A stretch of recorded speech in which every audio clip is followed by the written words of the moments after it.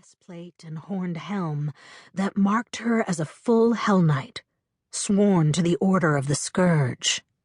The chief steward, a consummate professional, tipped his head downward in an extremely correct nod, affording Jheraal precisely the degree of courtesy that her status warranted. "It is our honor. Should we be expecting any of your associates?" As he spoke, his eyes flicked to the star of bleeding lashes painted on Jheraal's shield. That was the Scourge's sigil, and the steward's unspoken query was clear. Will the Order of the Rack be coming? It was a delicate question. The Hellknight Order of the Rack, based in Citadel Ravad near Westcrown, was the primary order of Hellknights in the city. Jheraal's order, the Scourge, was less well known and much less strongly represented, which was both advantage and disadvantage. It gave her greater independence, but fewer resources to call upon. Less currency with the common people, too. As Westcrown had long been troubled by rumblings of dissent, her Imperial Majestrix, Queen Abigail Thrune II, had granted the Order of the Rack wide-sweeping authority to detain, question, and even execute suspected rebels in the city.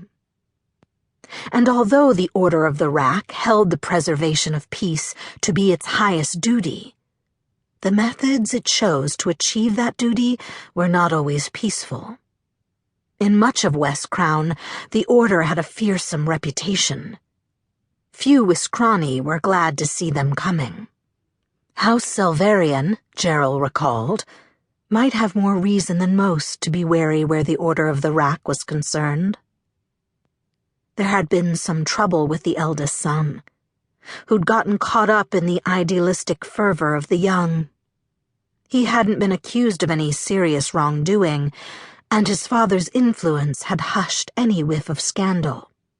But nevertheless, the boy had been sent packing to a crusader's exile in Mendev. That had been years ago. Well over a decade, in fact. But fear could take a long time dying, and Jheraal couldn't blame the servants of House Selvarian for being cautious. "The Order of the Rack has no part in this investigation," she said. Some of the servants relaxed visibly at her words. Out of long habit, Jheraal noted their faces, as well as those of the servants who didn't blink at all. "The Dotari will assist in whatever capacity they can, but they will not send a separate investigator. In this matter, I serve both the throne and my order. All of us wish to see your master's killer brought to justice. You have my condolences for your loss." "We are grateful for your kindness. I have the honor of being Belvadio, chief steward of this house. Lord Abello Selvarian should be arriving late tonight or early tomorrow. In the meantime, the household staff is at your disposal." The chief steward clapped his hands, signaling the end of the assembly. In a flurry of curtsies and bows, the maids, cooks, and house servants dispersed. Jheraal dismounted, and one of the grooms led her horse away. Two servants, a pair of boys who looked no older than 14, remained behind at the steward's signal. Accio and Jheraal were the first to discover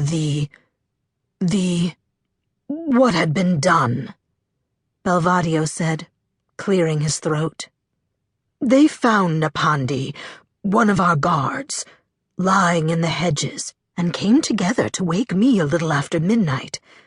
I hastened to wake the young master, and that is when we found him. Master Othondo had been murdered in his study, where he was accustomed to read nearly until dawn. There are still 2 servants unaccounted for. We have not found their bodies, but I fear the worst." The chief steward took a breath, quavering only slightly. "Where would you like to begin?"